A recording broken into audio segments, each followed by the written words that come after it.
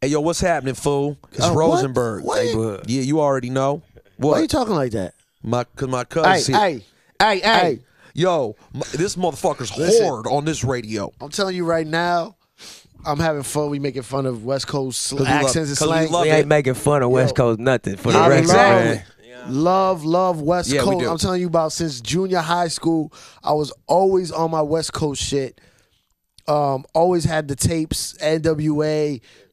I always say this to people that know I don't travel in a car more than 4 hours without that Dog Pound album. That's that crazy. Dog Food album. Yeah, classic. I go in the car if I'm driving to Toronto. I'm like, where's And then Where's the my Dog natural Pound album? natural progression of that lineage is this young man right here, Yeah. Nipsey Hussle. What up, Nipsey man? Hussle. Thank y'all for having me. Yeah. Yo, you bring some copies of your CD. I'm trying to sell them joints on eBay. For sure, we can get that done. I ain't mad at you. They actually on the way. I had to get what's a hotel in going on? Jersey last night. What's up with this The CD? $100 album. Yeah. It's called Crenshaw, and it's like, you know, the world's first $100 album in the history of recorded music. That's how I'm campaigning it. But we sold it for $100. We gave it away free online too, so it's a choice, you know. That's but, what I'm saying though. Like I got it offline. Did I fuck up? Nah, it's Yes. you just not a part of the Proud to Pay campaign. You just downloaded it for free. I gave it to that Piff. So it's an actual album CD Yeah, for $100. exactly. The hard copy with the pictures, and it also double as a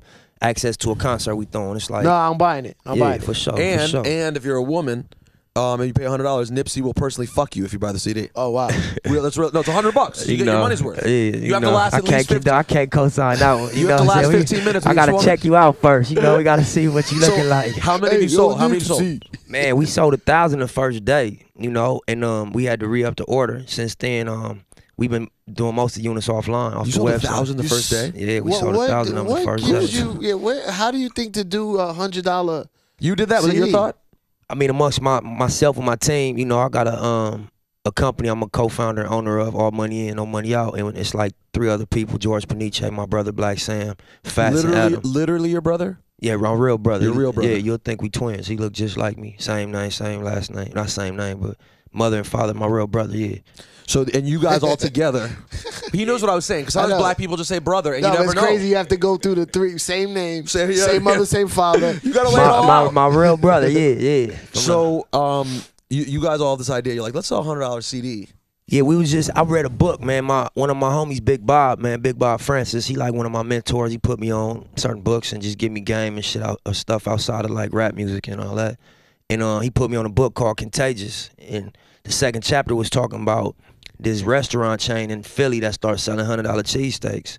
And it made all type of people mad, but it also got all type of press and publicity, you know what I'm saying? Like, why would it be $100? Exactly. Go check it. Exactly. You know, and it ended up on Oprah, on David Letterman, on all these big outlets and stuff. So I was like, the whole book is about like what make things go viral. You know what I'm saying? And so when I read that, I put the book down.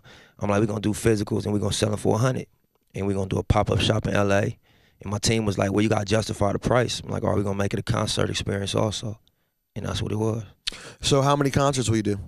I'm gonna do one concert to start, you know. This for the 1,000 people that bought it, the first 1,000 that bought it, they gonna get access to the concert. You can't buy tickets to the concert. It's gonna be exclusively for the people that jumped on it the first day. This is in LA. Yeah, it's gonna be in LA. We sold majority of the units in LA. Yeah. How rough is a Nipsey Hussle concert in LA? Man, it's cool, man. It ain't People even, are cool in there. Yeah, like originally when I first came in the game, my first song was Hustle in the House. I was damn near gangbanging. It was like an anthem for my neighborhood. But it just got a lot of exposure. We shot a video. The video ended up on MTV. We was pushing it. So at that point, you know, it was never problems. It just sometimes, you know, people wouldn't come because they knew the whole hood was gonna be there. My whole area was gonna be at my show. So certain Like girls, real bitches that went to Crenshaw High. yeah, for sure. Okay. You know, that's a clip from the mixtape. I could tell he listened to the mixtape. You know what I mean? Nah, but at the beginning it was kind of rough. But I learned fast that, you know, I can't exclude people with my music. So you say certain things, you're going to automatically make other people not be a part of it. So that was my first, the second mixtape, Bullets Ain't Got No Names, Volume 2. I've done like 4 projects since then. We done a lot of videos, a lot of press. I think, you know, what they recognize me for now is not just my gang affiliation and where I come from. It's more like the music, what I mean to the game and stuff like that. Well, I was telling Ebro earlier that we were talking about where you exist generationally in West Coast hip hop, and I was saying that, like, you sort of predate, not in terms of they were working, but in terms of the sound of LA, you predate the black hippie movement. Because I'd say for like up to like what 5 years ago already, when I would go to LA, you were in mix show rotation. Like at night, you'd hear these random Nipsey Hussle records. I didn't even know that weren't getting played. So you've become a fixture on nighttime radio. I mean, daytime some of your records then, like, too. The Snoop, like the videos with like Snoop, like not even, I don't even want to say co-signing, like just like almost handing over like the crown or like the giving you like full, like this is my homie right here, like Snoop. And you know Snoop love everybody, Yeah. but he gave you the extra. Fuck with this dude. Yeah, Snoop came to the block when I shot Hustle in the house. He came on Bryanhurst in 63rd, which is, you know, a place most celebrities and icons not gonna feel safe at. But he came through, and you know the city and the whole world loves Snoop, so everybody show love. But since then, he always been, you know, a supporter, and his influence is vast. So by him being like this the homie, and you know what I mean, inviting me to get on records with him, and he put me on his album Malice in Wonderland. You know, so you know that's the homie. And, you know what I'm saying? Again, It doesn't hurt that he also looks like he could be your biological father. Yeah, man. You know, they say that. I get that a lot, man. Yeah, y'all look I mean, similar. did you? No disrespect, but did you talk to your mom? Did you have a side conversation? Make with sure her? she never Are hung you out with sure? If you Snoop. see my pops, you'll understand. Like So I'm maybe- African. My pops from Africa. I'm about to say, what country are you originally my from? pop, I'm from America. I'm from LA. I grew up out here, but my dad from Eritrea. It's a country in East Africa. It bordered the Red Sea. Yes. We're not stupid. We Yes, Eritrean women are supposed to be Oh, man, quite I met one lovely. in London Quite this lovely. weekend. Yeah, Are they yeah. Eritrean? Her ass was Shout out to her. crazy fat. Yeah. Really? I mean, she was like, "You don't know what I am." I said, "Yeah, y'all be beefing with Ethiopia." And she was like, "What? Oh, Like, show me your ass." Show me. That's a weird way to handle that. Hold on. So, but I was gonna say, you also look a little like Ethiopian. Do Eritreans and Ethiopians Yeah, look they similar? look They're similar. next door to each other. Yeah. It's the same thing I was just saying to you about how I always confuse what people are if they're really close to each other. Yeah. I mean, it's the same people. That's a border thing. Yeah, At that's the the- end they're of the same day. people, right? Yeah, it's like LA and Inglewood. It's a border. It's a line. It's the whole world. It's Jews It's and Palestinians. everywhere. Yeah, it's yeah. New York and New Jersey. Exactly. It's Yeah, everywhere. fucking Maryland and Virginia. That It's part. all the same shit. Exactly. You know, so if you count the border, yeah, we different, and it's, you know, a conflict over the border, but the people is the same All look the people. same. Yeah, you know what I mean. That's beautiful. So we were talking about this off the air a little bit. You had some business situations that forced you to sort of hit the reset button. Yeah, exactly. And you could say that your momentum sort of slowed a bit, and now you've had this new project that's got energy going again, and people are talking about it. What's the plan? Because I mean, the West Coast is coming back strong. Yeah. You're a guy, like I said, who kind of predates when it was really doing. I kind of actually, it's weird to say, but it's good that this happened because now the West Coast is bubbling. So you right on top You of almost it. get a nice. It's almost kind of. Is it kind of nice to get the reset a little bit? I mean, you know, I came in when I was like 22, you know what I'm saying? I was fresh out the county jail, you know. My goal originally was to stay independent, but some things happened in my life to where I had to hop on an opportunity. I was on the run when I signed my deal. You know, I couldn't really go outside. I couldn't be in LA like that. My crime Lil Shady Blue was in jail for some shit that they was looking for me for, you know what I mean? So my mind was just on, you know, survival. It really wasn't, I didn't have the right understanding of the game, and I just jumped in it. And, you know, the opportunities presented themselves and I ran with it, but my foundation wasn't really solid enough. Like, I didn't understand the objective. I didn't understand the business. You know, I had people around me that were smart people, like John Shapiro, Jim McDaniels, Steve Lobel, Big U.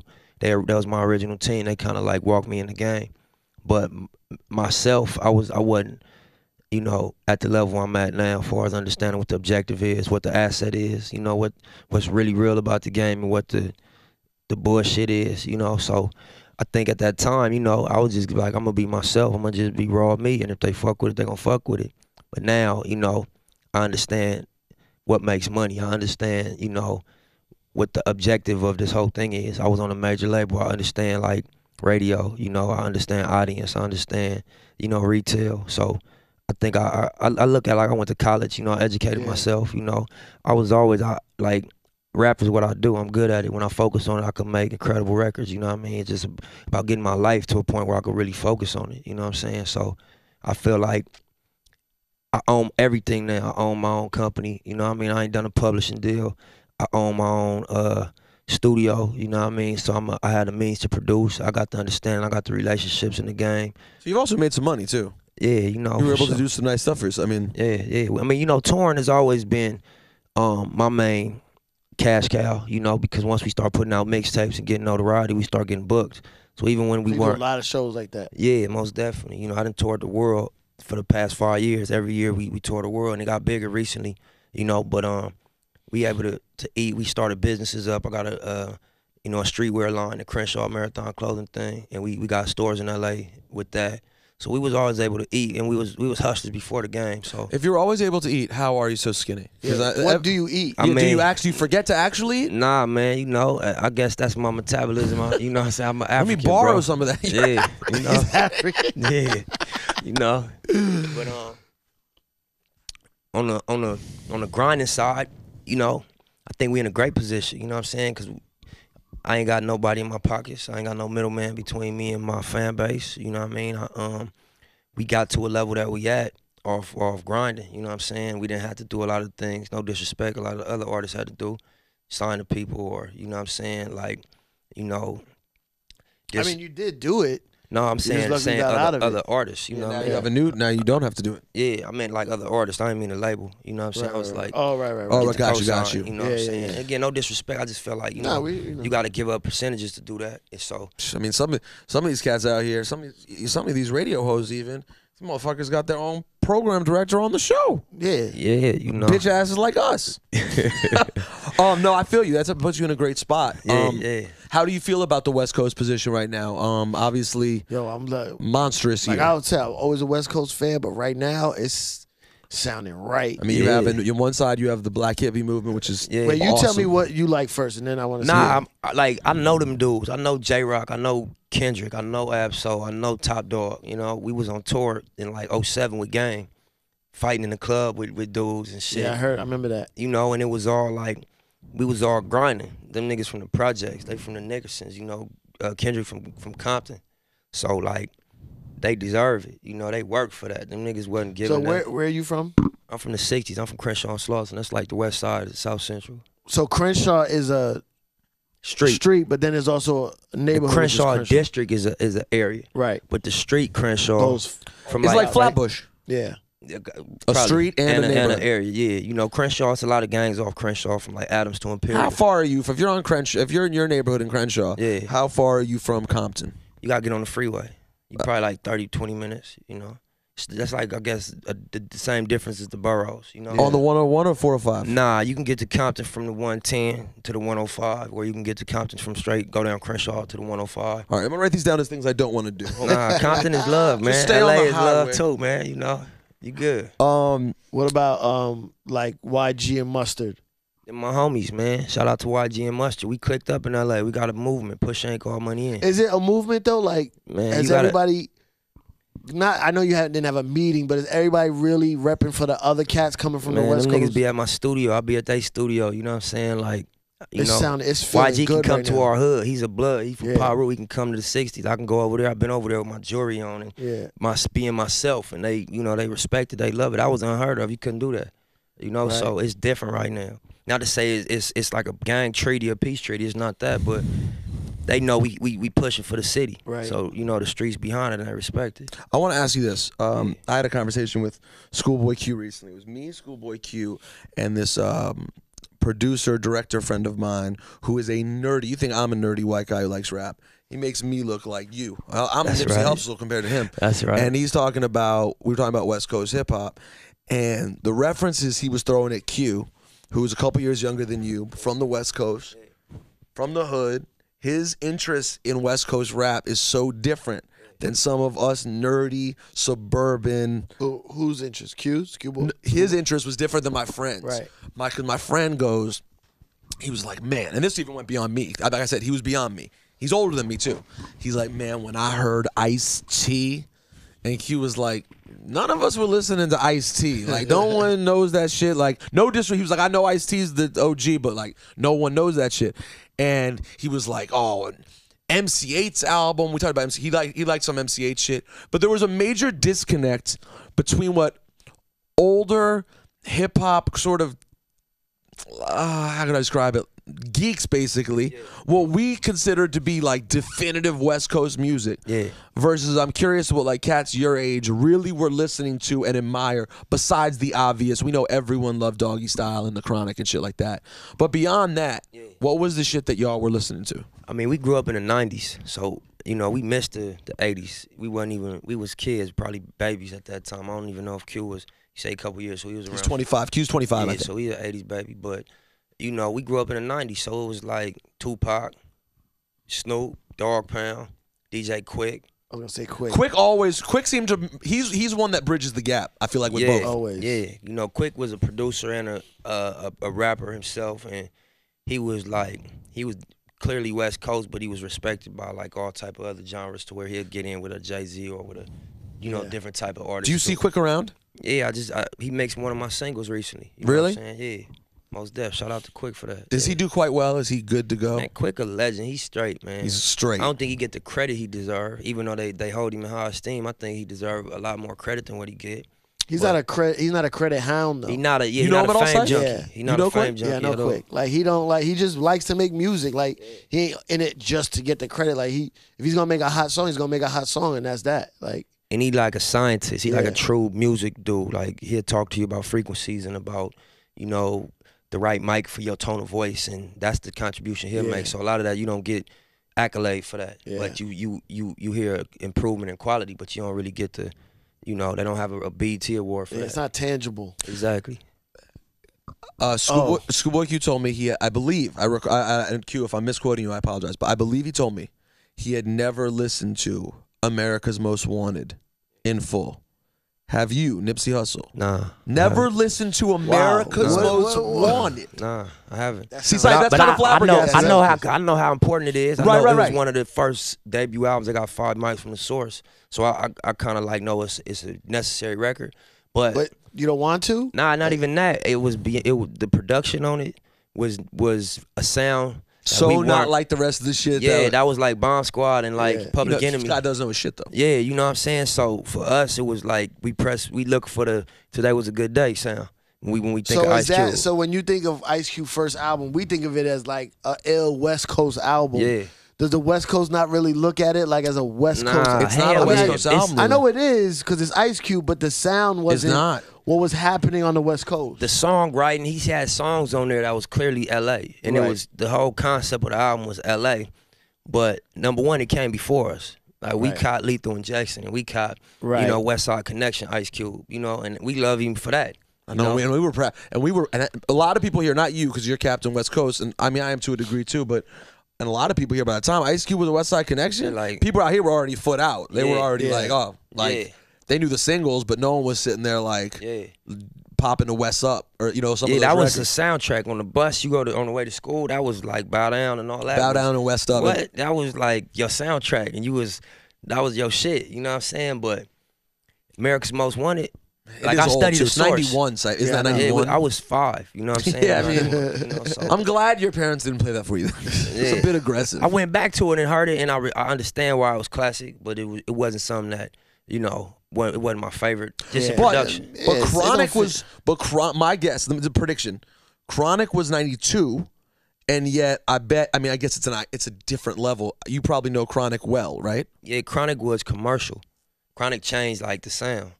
That was so it stayed out there and people always played it. Yeah, Chronic. You didn't have to try to. You didn't try to have to listen to that. You walk down the street and you gonna hear it. Right. It wasn't like you had to go buy that CD. That shit was in the world. Were you this for this conversation yesterday? Michael Jackson.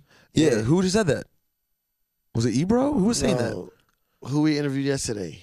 Someone we talked to yesterday. You don't need to buy it. Oh, Donald Glover, Childish Gambino. Oh, Donald Glover was saying that. He was like, man, he said his dad would always say, he'd be like, Dad, why don't you have Michael Jackson albums? And his dad would be like, we don't need to buy the Michael Jackson album. You just live life. That's everywhere. It's just part of life. And that's like, I think the gauge of real success, like the charts is one thing and SoundScan is one thing. But when you can't avoid the music, you go down the street, people playing it out their car. Some kind of diamonds just fell. Oh, some kind of Nah, my chain. Oh, your chain. Okay, I thought it came out your pocket. Nah. I didn't want you to think we robbed you and then we would not be alive anymore. Nah, I like living. No, it's like when you get to blurred lines level, right? You didn't have to know blurred lines. Like you didn't have to ever be like, you heard that Robin Thicke song? You didn't even have to know who it was. Right. You know that song. That song was just part of life. It's ubiquitous. It's everywhere. You know what I'm saying? Yeah, that's pretty cool. Who were you listening to that in your time when you were like, I want to rap? Like, what was like that major influence? Snoop, Dr. Dre, them first albums. It made it. Them weren't the ones that made me say I'm gonna rap, but it was like rapping is tight. These dudes, and it was like them niggas is just like us. They riding their bike down the street on a beat up block. You know what I'm saying? And that's on TV. That's cool. Like it made it to where like it was realistic. Like we didn't have to switch up or change or nothing. We could be ourselves and probably win. What do you think is the most realistic of the hood LA movies from the early 90s? I swear to God, I was just thinking that. Partners, man. Most realistic? Yes. I was going to say favorite. Both, either one. Most favorite realistic. and realistic. How about both? I mean, I think they did a good job with Menace and Boys in the Hood. Both of them, like, that was filmed in the Jordan Downs, Menace of Society. That's a real project, Grape Street's hood, and you know what I'm saying, that's a real situation. And then Boys in the Hood was filmed on the west side on Crenshaw, and that's real locale and real situations. They didn't go into detail with like particular gangs, like they were just being vague about the gangs and all that, but it was dramatized, you know what I'm saying? But you got characters like that in real in the hood. That's like, what about the scene in because Boys in the Hood has the Crenshaw scene, right? When they start shooting. Yeah, the night on Crenshaw. That's real. How close is that to life? That's authentic. You be at the gas station pumping your gas, niggas start busting on you. You know, cause nigga, we got gas stations that be like Club Arco or Club Shell. Like where you at? Meet me at Club Arco. Niggas will pull up to Arco, be 50 thick. Bitches will be out there. I don't know. Yeah, it's like another country. It's literally it's so but not it's a East car Coast. culture in LA. So right. that's where you Well, pull it's a driving city. Period. So you know you want to be in your car. You want to be seen in your car. You don't want to be in the club standing with it. You want to be in your car with your music playing, sitting on your trunk or something. You know what I mean? Smoking your weed, and you get so like your first car. What were you playing? Like what CDs? I was playing Juvenile, 400 Degrees. I was playing Savage Life, Webby. I got a car when I was 15. I bought an 85 Colors. And that's what I was playing. You know what I'm saying? I was playing. He's a G. I know he's from. Nah, that was a $500 car. So that was, you know what I mean? But you made it. Did you make it nice? Nah, it was I dumb. put beat in it. I put music in it. You know, I ain't never painted. I kept a stash for my 380, and that was that. You know, what I'm Same saying? thing with my parents' Taurus. Exactly. I had the stash for the 380. Most definitely. Nothing. Now, granted, the stash was just the thing you lift up in the middle, and it doesn't even have a cover on it. It was just the arm rest. You can move it. I'm like, Mom, I'm bad. I left the 380. Nah, we was stupid though. We used to put the guns under the hood. I don't know what we was thinking, that we wasn't going. The police wouldn't pop the hood one day, but you know, thank God we never got caught. Well, I didn't get caught in my car with no guns, but you got caught other places for other things. Yeah, being stupid, you know, and that ain't nothing to like brag stupid. about. Yeah, don't ever go back. I used to think that, you know, I'm not getting jacked, I'm not getting banged on, I'm not getting disrespected. And the only way to really, really guarantee that is to keep a gun in LA, because you know numbers. But the funny thing is, keeping a gun put you in jail, or sometimes brings that energy. Yeah, but me, I wasn't that type of dude. I wasn't like, you wouldn't even know I had my cannon on me, because I was probably going to the studio. But we had to catch a bus through 5 different hoods to get to the studio. How real was the mentality in Menace to Society? I know it's such a suburban, stupid question to ask, but I'm as close as I ever got to it. In Menace to Society, when Kane's cousin Harold gets jacked, he has the gun, and he's like, Kane, get out the car. I ain't going out like that.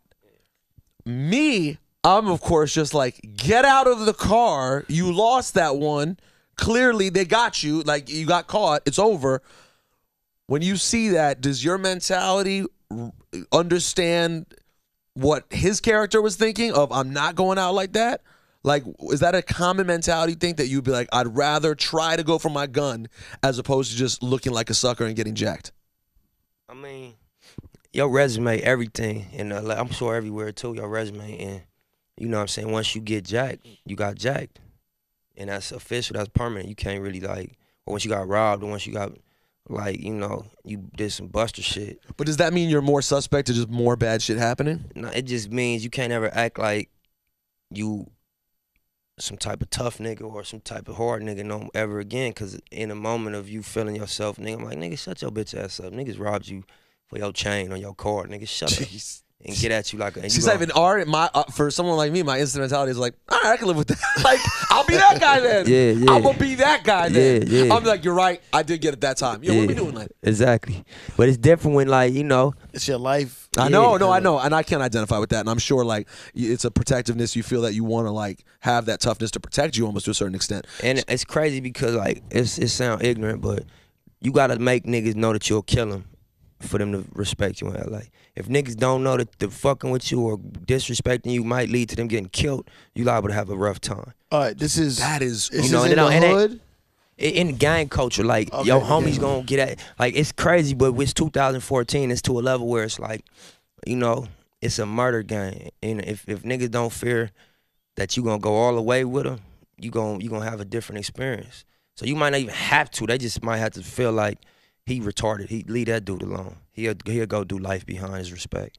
He'll go throw his life away, surely, no questions asked behind. That is the worst thing ever. Yeah, but you got a gang of tough niggas and a gang of hard niggas in the same place, and it's like, that's what, it ain't even a money thing, it's like a who. Like, it's a lot of niggas with money, but the nigga that when he walk in, the reputable nigga from any area, he gonna get the respect. Not the dude with all the money, it's gonna be the nigga that, you know, got the most. And it ain't about being dumb or stupid, it's just about, he's solid. It's crazy ass place we living in. He never folded under these circumstances. This wild ass, and he never got packed out at a party, or he never turned down no phase, or he never went to the county jail and didn't bang.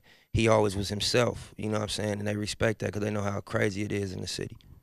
So but again, I think that's something that should be worked on, because you know it lead people to throwing their life away, and they be doing life. That's a hard thing to work on. You have kids? I got a daughter. Yeah, I got a 4-year-old daughter. Yeah. If you had a son, would you be seriously bummed out if your son ever had to have any understanding of that shit?